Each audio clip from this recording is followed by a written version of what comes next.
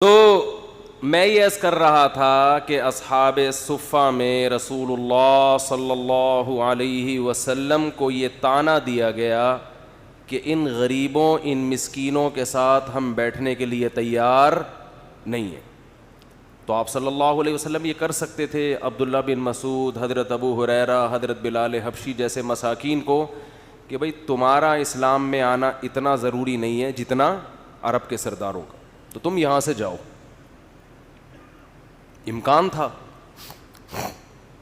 قرآن کیا کہتا ہے؟ وَلَا تَطْرُدِ الَّذِينَ يَدْعُونَ رَبَّهُمْ بِالْغَدَاةِ وَالْعَشِيِّ يُرِيدُونَ وَجْهَهُ، کہ جو لوگ اپنے رب کو صبح و شام پکارتے ہیں، اے محمد صلی اللہ علیہ وسلم آپ کو ان کی اپنی مجلس سے دھتکارنے کی اجازت نہیں ہے. اور کیا بلکہ ان کی حوصلہ افزائی کی گئی. انہیں کہا گیا وَإِذَا جَاءَكَ الَّذِينَ يُؤْمِنُونَ بِآيَاتِنَا فَقُلْ سَلَامٌ عَلَيْكُمْ كَتَبَ رَبُّكُمْ عَلَى نَفْسِهِ الرَّحْمَةَ. ہمارے حضرت جب یہ آیت تلاوت کرتے حضرت کی آنکھوں سے آنسو جاری ہو جاتے تھے کہ اللہ کے ہاں ایمان کی کتنی قدر ہے. فرمائے جب یہ لوگ آپ کی محفل میں آیا کریں نا، یہ مسکین صحابہ، تو یہ تو طعنے سن کے آ رہے ہیں چاروں طرف سے، تو انہیں یوں کہا کریں کہ دنیا کی نظر میں تمہاری ویلیو نہیں ہے، لیکن جس اللہ نے مجھ پہ کلام کو نازل کیا اس کی نظر میں تمہاری بہت ویلیو ہے.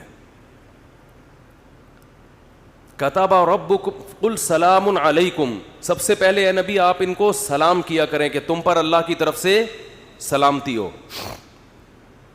کتب ربکم علی نفسہ الرحمہ، اور تمہارے رب نے اپنی ذات پر تمہارے لیے رحم کرنے کو لازم کر لیا ہے، تم پر رحم کرے گا. وہ کیسے؟ من عمل منکم سوءا بجہالہ، تم میں سے اگر کسی سے کوئی گناہ ہو گیا، کوئی خطا ہو گئی، انسان بشریت کے تقاضے، بشریت کے مقتضا پر عمل کرتے ہوئے، اور اس نے پھر اللہ سے توبہ کی، معافی مانگی، تو اللہ تعالیٰ کو وہ غفور اور رحیم پائے گا، اللہ اس کی خطا کو معاف کرے گا. تمہاری خطاؤں پہ وہ سزا نہیں ہے جو سزا ان لوگوں کی خطاؤں پر ہے جو محمد صلی اللہ علیہ وسلم پر ایمان نہیں لائے. آج آپ کو ایک اور میں بات بتاؤں کہ جو ملحد لوگ ہیں نا، جو ایتھیس لوگ ہیں، جو اسلام کو نہیں مانتے، یہ ایک اعتراض یہ بھی کرتے ہیں، مذہبی لوگوں کی خامیاں تلاش کرتے ہیں کہ وہ فلاں جگہ یہ واقعہ ہو گیا، وہ اتنا بڑا ملا بنا پھرتا ہے، دیکھو وہ یہ کر رہا تھا، وہ یہ رشوت لے رہا تھا، وہ یوں کر رہا تھا، وہ ایسا، کہ یہ مسلمان ایسے ہوتے ہیں، مسلمان یوں ہوتے ہیں، مسلمان ایسے ہوتے ہیں. اللہ تعالیٰ نے ہمیں قرآن مجید میں یہ بتایا ہے کہ مسلمان گناہ کر کے اگر وہ اللہ سے معافی مانگتا ہے تو اس کی وہ سزا نہیں ہے جو غیر مسلم کی سزا ہے، کیونکہ وہ اللہ کو نہیں مانتا. ایک شخص کی دو اولادیں ہوں، ایک اولاد نافرمان ہے، ایک فرما بردار. ذرا ٹیشو مل جائے گا، کراچی کی چھینکیں شروع ہوئی بھی ہیں نا، کہ میں تو ابھی نیا نیا آیا ہوں نا. جزاک اللہ.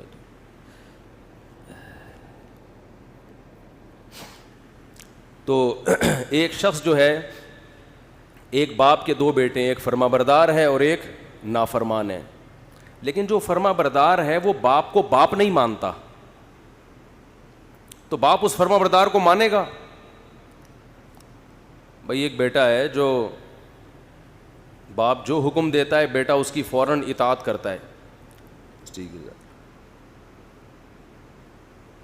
تو کسی نے کسی دن پوچھ لیا کہ یار تم تو اپنے باپ کے ماشاءاللہ بڑے فرما بردار ہو، بڑا اچھا لگا آپ سے مل کے. تو اس نے کہا کس باپ کی بات کر رہے ہو؟ اس نے کہا وہی جو وسیم بھائی تمہارے والد صاحب ہیں. اس نے کہا میں تو نہیں مانتا ان کو اپنے ابا، میں تو ان کو اپنے ابا نہیں مانتا. پھر کون ہے ابا؟ بھائی کوئی بھی نہیں ہے. تو جس دن ابا کو پتہ چلے گا کہ میرا یہ فرما بردار بیٹا مجھے سرے سے مانتا ہی نہیں ہے، اب آپ بتاؤ باپ کو اس نافرمان بیٹے سے محبت ہوگی یا فرما بردار سے؟ وہ کہے گا یہ کمبخت کم از کم مجھے مانتا تو ہے، یہ مانتا تو ہے. تو یہ فرق ہے غیر مسلم میں اور مسلم میں. اس کا یہ مطلب نہیں ہے کہ مسلمان کو گناہ کرنے کی اجازت دی جا رہی ہے. اس کو بتایا جا رہا ہے کہ تیرے پاس توبہ کا آپشن ہے, غیر مسلم کے پاس توبہ کا آپشن نہیں ہے. آپ کے پاس سوری کا آپشن ہے, غیر مسلم کے پاس سوری کا آپشن نہیں ہے. وہ سوری نہیں کرے گا, وہ گناہ کو گناہ نہیں سمجھتا تو سوری کہاں سے کرے گا. یہ فرق ہے مسلم میں اور غیر مسلم میں. تو میں جو آیت لے کے چلا تھا قرآن مجید میں, جو میں نے حدیث پڑھی ہے, رسول اللہ صلی اللہ علیہ وسلم نے فرمایا من کانت الآخرۃ ہمہ جعل اللہ غناہ فی قلبی. یہ حدیث تھی جس کی میں تشریح بیان کر رہا تھا. تو میں یہ کر رہا تھا کہ آج لوگوں کو تولا کس طرح سے جاتا ہے, اس کی دولت دیکھ کے. اس لیے دنیا کا سب سے بڑا مسئلہ اس وقت پیسہ بنا ہوا ہے کہ جو غریب ہے وہ پیسے والا بن جائے, جو پیسے والا ہے اس کی ارننگ ڈبل ہو جائے, جس کی ڈبل ہے اس کی 4 گنا ہو جائے, جس کی 4 گنا ہے اس کی 8 گنا ہو جائے. تو اس کے پیچھے بھاگ رہے ہیں. اس بھاگنے کو اسلام نے منع نہیں کیا. دولت کے پیچھے بھاگنا, دولت کمانے کی کوشش کرنا, اس کو اللہ اس کے رسول صلی اللہ علیہ وسلم نے منع نہیں کیا.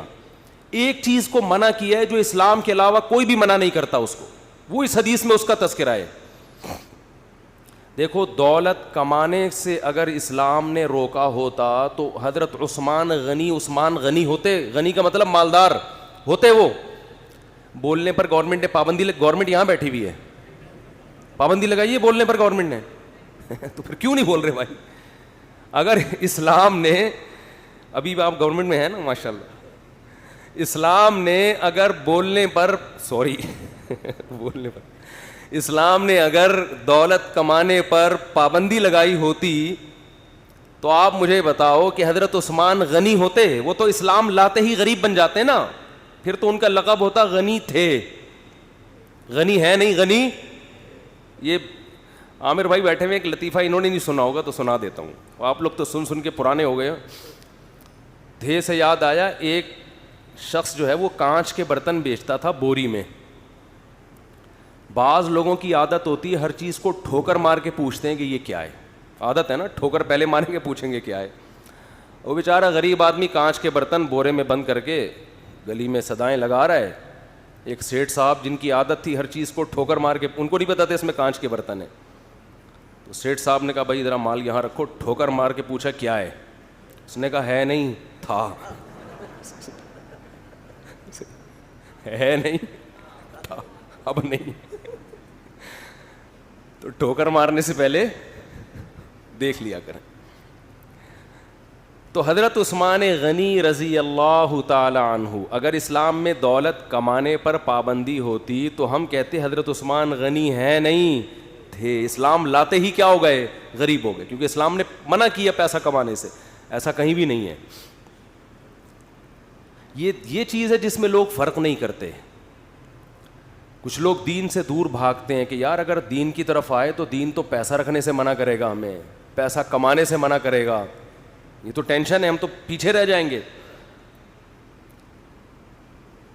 تو رسول اللہ صلی اللہ علیہ وسلم نے اس حدیث میں فرمایا من کانت دنیا ہمہ, یہ نہیں فرمایا جس نے دنیا رکھی, فرمایا نا جس نے دنیا یا پیسہ کمانے کو ہدف بنا لیا.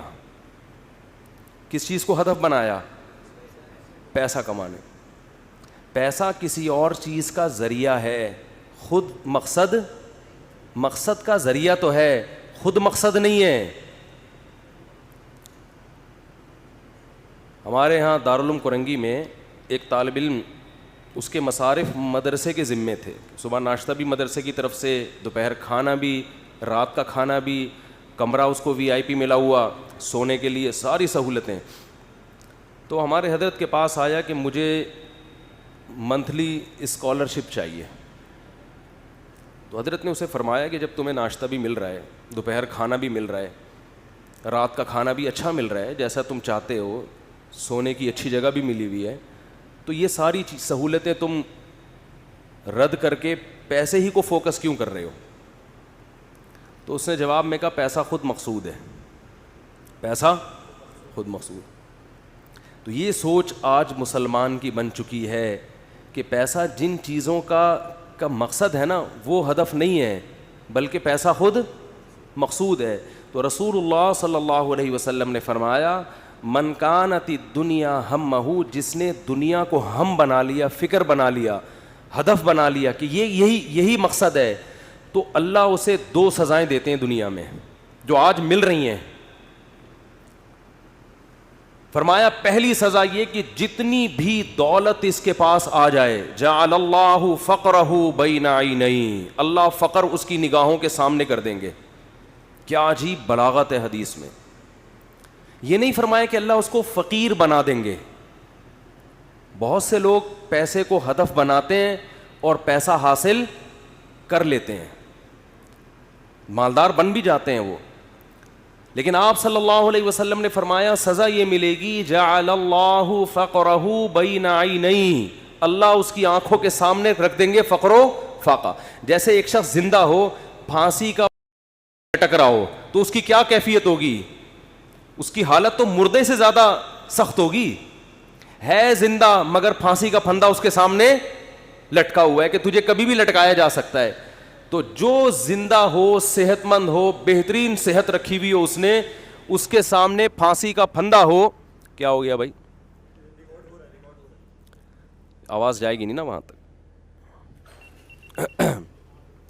تو جو آدمی زندہ ہو، صحت مند ہو، لیکن اس کے سامنے پھانسی کا پھندا لٹکا ہوا ہو اور اسے یہ خطرہ ہو کہ کسی بھی وقت اسے یہاں لٹکایا جا سکتا ہے، آپ بتاؤ وہ اپنی صحت اور اپنی حیات اور اپنی زندگی سے لطف اندوز ہوگا؟